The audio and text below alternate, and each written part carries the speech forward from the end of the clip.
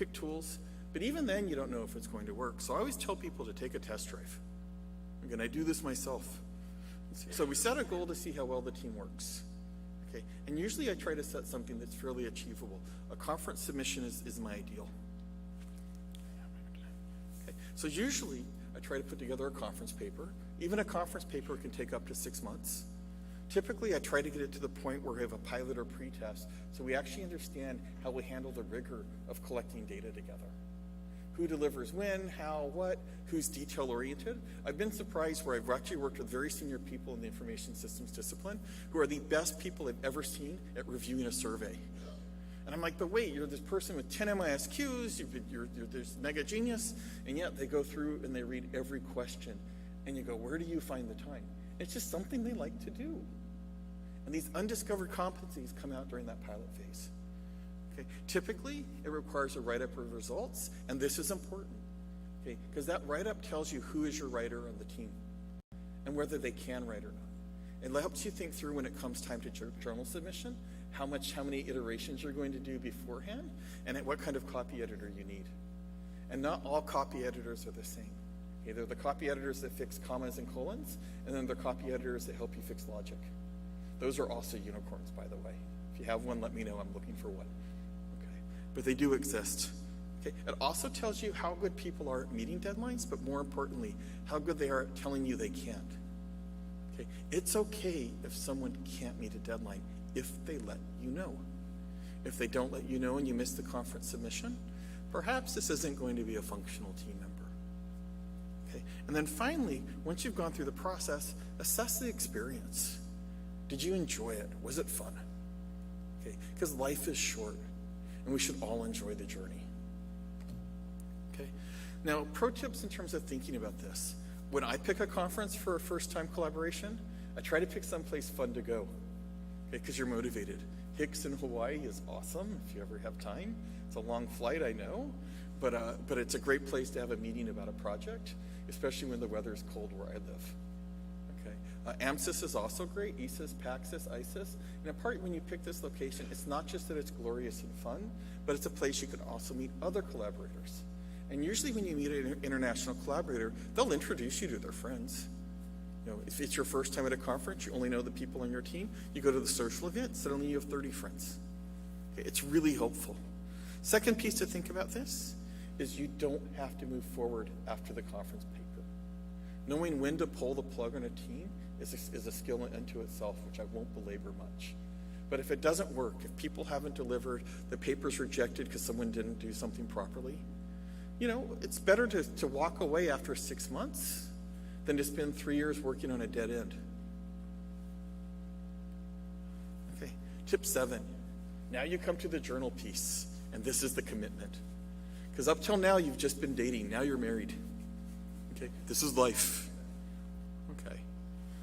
Okay, you've formed your team, you've normed, you've performed at some minimal level, so you have a sense of what to expect. But what I do once I get to this point is I work in sets. I move my pro tip forward. Okay, and when I refer to a set, I refer to 2 or more interrelated papers. If you've taken the time to build a team over 6 months to a year, why do one project? If you like each other well enough to go forward, why not build a research agenda? And to me, that makes sense, because if you're going to be very productive, and if you're going to have an impact on an area, really think through how I can do that. And it's not one paper, it's 2 or it's 3. And usually you can tell in my CV, if I like working with someone, I have 2 or more papers with them. Okay? The one-shot deals were a date that didn't work out. Okay? Well, you know, you still like them, it's just you're not going to keep going forward. Okay? So you think through 2 or more interrelated papers. And what this lets you do is take value or gets all that social capital you've invested, and you're able to invest in building. I don't remember what the is for. So building you fill in the blank. Apologies for the typo. Okay. So in terms of doing this, the way I go about I think about it, is I identify a research question. And most questions are so complex, particularly in emergent areas, that it's going to take a set. It may take thinking through a method. It may take thinking through a literature review. They may take through multiple studies. Okay, and you're going to have to do this anyways. But in my experiences, if I'm going to learn a method, I'm my team writes about it, then we know the method. Okay. If I'm going to take the time to learn or build knowledge in a space, writing a literature review, it may not go to an A journal, okay, but however you choose to define A, but then you know the literature. And then when I go to write my main paper, I can cite my method paper, I can cite my literature review paper, and people go, oh, you know stuff. Okay? And it helps grow the space for the community around what you're interested in doing. Okay? Typically at this point, you'll notice earlier I said we didn't target journals. When you reach this 7th point, or this 7th tip, you should start having a pretty good idea of where you want to go. Okay? And in my experiences, the difference between a 4-star, a 4, a 3, and a 2 is level of effort.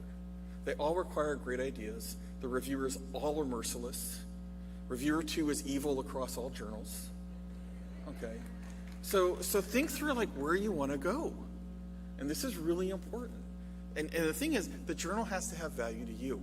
It can't be that Jason Thatcher says these are the 4 top journals at the beginning of this presentation. It has to be that Musa or Mohammed, this is where people that read what I'm interested in want to publish, particularly once you're tenured. Right? Pick a place that you can speak to the community that cares about what you think. Okay? You need a plan. Okay? It doesn't become a project. It's just before that it's an idea. It becomes a project once you have a plan. Okay? And usually for me, what these plans involve is usually another conference paper, because now that I've met you, I want to see you again. Again, like dating, it's nice to see people, but it also gives you something to work forwards in terms of measuring or giving cadence to your work and finding a rhythm. Okay. Allocate the work. Okay. And this is the difficult part. Usually there is a primary writer on every project. Okay. Whether you like it or not, there's usually one person, and that person usually feels fairly oppressed by the end. So you've got to be nice to them. But you've got to allocate the work out. And some people will do a lot of work at the beginning, other people will do a lot of work at the end. I do a lot of work at the beginning and the end, and the middle part, I'm like, well, because that's just the role that I seem to have fallen into. Okay, but you need to think through who's going to do what. Okay. And then you need to enforce deliverables, only sort of. Because remember, these are academic, oops, my slide disappeared. But you have to remember is that when you're thinking through enforcing deliverables, okay, or you're sort of making things manageable, okay, I can't make any of you do anything. I can persuade, I can woo, I can bribe, okay?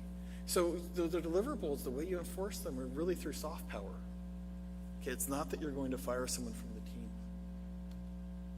Okay, so my preferred paper set, and you can't see it, I'll share the slides with Musa and he can share them with everyone later today. My preferred paper set is usually we write a literature review first and establish the space. This helps us define our questions. Okay, this also helps us, if we publish it, we get feedback on whether other people like our questions. Okay, usually at this point in the project, if I have a PhD student, this is their role. Okay, usually most of my better papers, and usually that goes to a B journal, I'll be honest. I find publishing literature reviews in ISR, MISQ, JMIS, JIS virtually impossible. Okay, I haven't figured out that formula. But if you're going to ask me to put it in some other well-cited journal, IJEM'd, some of the best papers in there are literature review papers that are heavily cited. And there's a reason, it's because there's a need for these papers in the discipline. Internet research is another place I take them. I call them Bs, but it's really just Bs because they're not considered in that top part of the basket for our field. The second paper I typically write is a method paper. Okay, typically that goes into an A or B journals, someplace that you find relevant. Okay, that helps explain how to do the work. And then there's the empirical study that comes at the end. And at the end of the day, I'm a positivist. I'm and I'm an empiricist.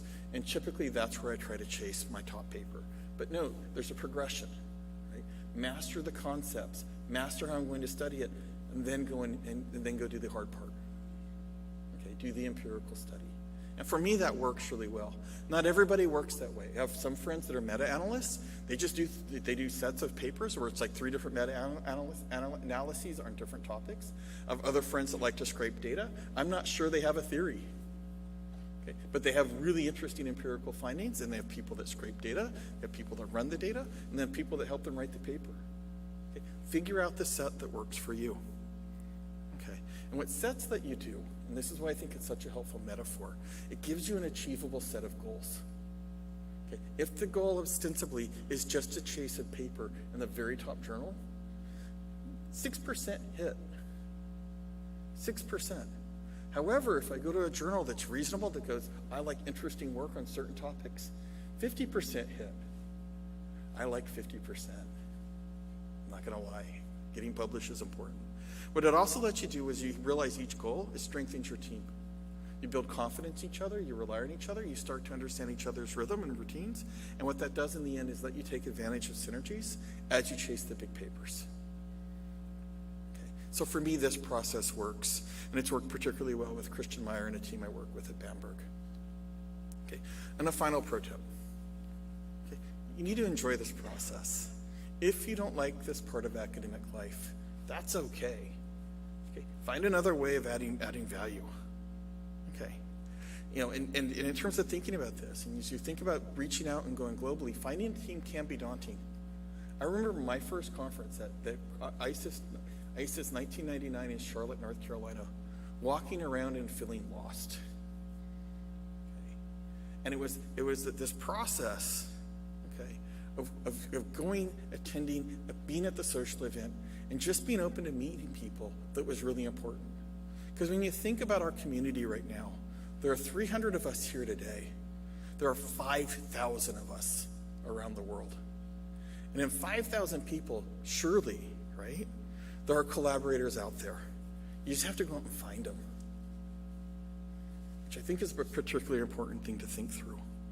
And then a final observation. If you pick a question you love, okay, if you work with people you enjoy, and you make sure you have the time to do it, you will be successful. It's not a question of if, it's a question of when. Thank you. Are there any questions I can answer?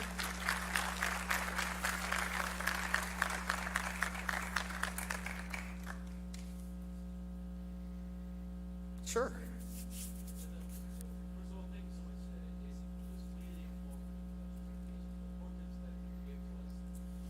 Help us think about how we approach your research and research projects in a really fruitful and organized manner.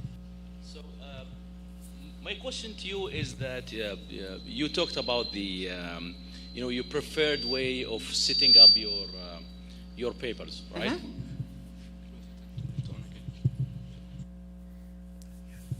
Where you, for example, create 3 kinds of papers. You have the literature review, the methods, and the empirical one. Can you give us an example from your work that followed this approach?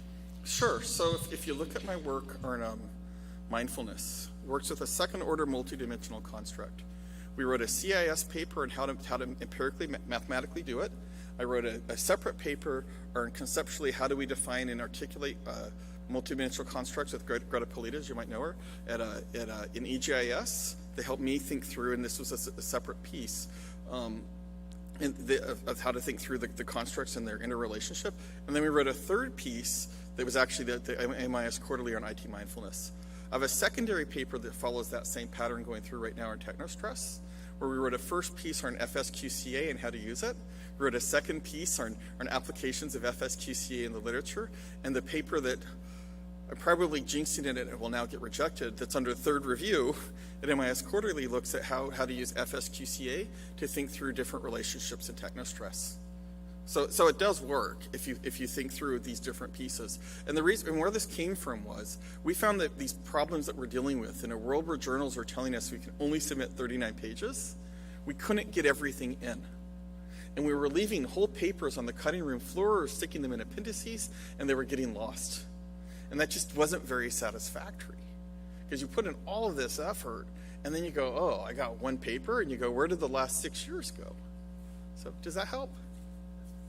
Follow-up question, Sure. if you don't mind. So do you do this set of papers in parallel, or do you do it like sequentially in this case? What is your advice for this matter? So the lit review and method usually are in parallel and intertwined.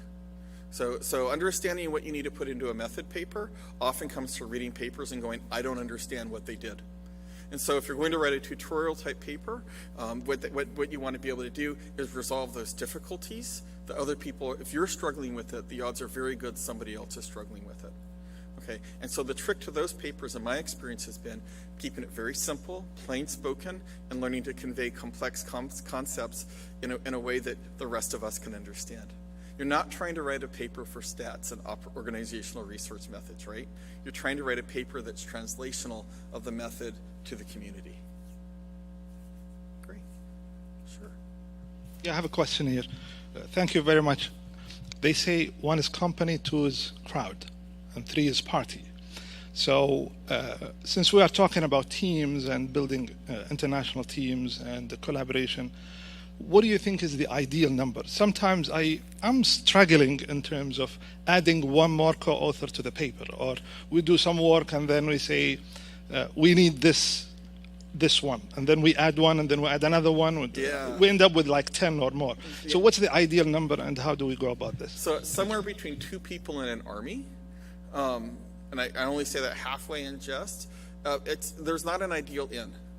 Okay, it's the end that gets the project done. However, I can tell you, you also have to think through, and you're thinking through what does your university expect? Okay, I'm fortunate in that I'm more senior now, but when I was more junior, 3 to 4 was about right. 5 was pushing the limits of credibility with my tenure committee, and if it went beyond 5, people went nuts. Okay. However, what's really interesting to watch right now, and it's a transition occurring in business disciplines and academia in general, what you're starting to see, particularly through COVID-19, is very large teams develop to get global data sets. So also think through the kind of project you're working on. If you're in a project where you need to source data in 10 different locations, 10 co-authors is actually not unreasonable, because you have 10 distinct verticals where you have to go grab people from. I would not suggest anyone do a 10-author paper. I can't imagine the complexity of coordinating that. But scale it to what you need. Usually there's the person that's going to do the heavy writing. There's often someone that's going to help you with the storytelling who may or may not want to be on the paper, but they're happy to mentor you. And then there's usually 1 or 2 people involved in bits and pieces. Now the other thing to remember is part of that someone will drop out. That person that dropped out doesn't always agree to drop off the paper, right? And that's where it gets really hard. And in that case, my advice to people is just let them stay on the paper. You know, they can be, and you just keep moving forward, because you put so much work into that project already. Why walk away from it because you're mad at somebody being lazy, right? You just have to, and then you don't work with them again. Again, there's those isolated the one person on your CV that you only see them once. But that's the only way to do it. But yeah, in terms of talk to your university, find out what they value. Talk to your colleagues, find out what they value. And I've found 5 is about as far as I've been able to push my frontier.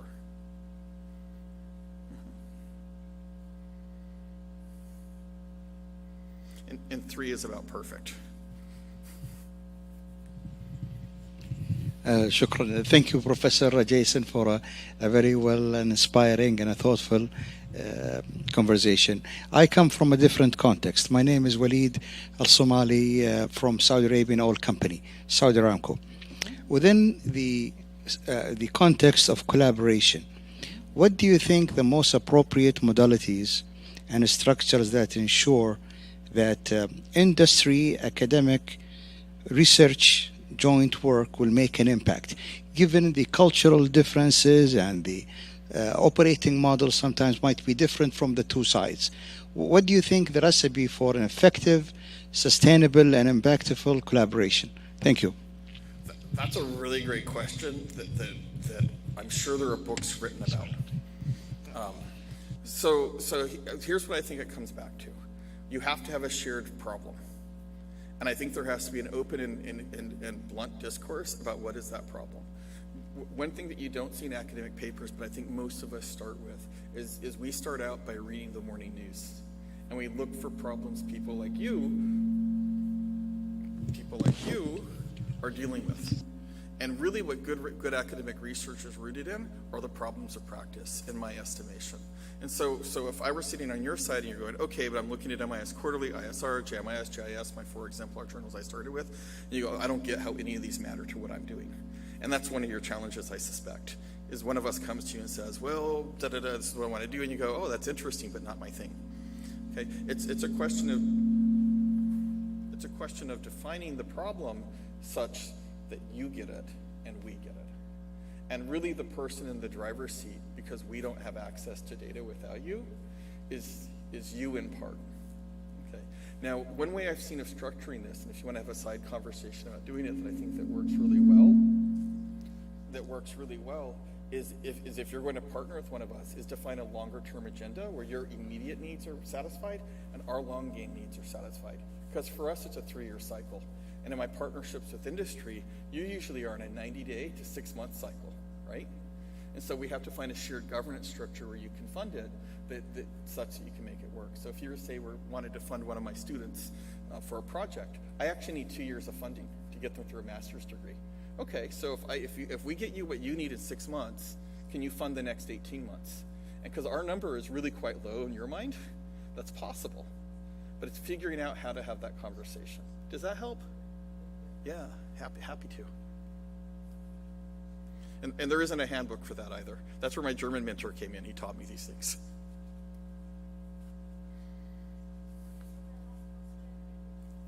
Thank you so much for having me. If anyone wants to email me, here's the email address I actually respond to.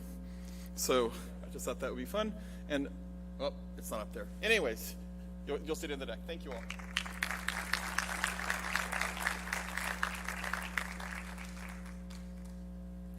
Thank you, Professor Thatcher. Just to reiterate, very informative session. Distinguished guests, ladies and gentlemen, thank you for being here with us today. This brings us to the end of the opening ceremony. We hope you enjoy the exhibitions and the workshops. Thank you.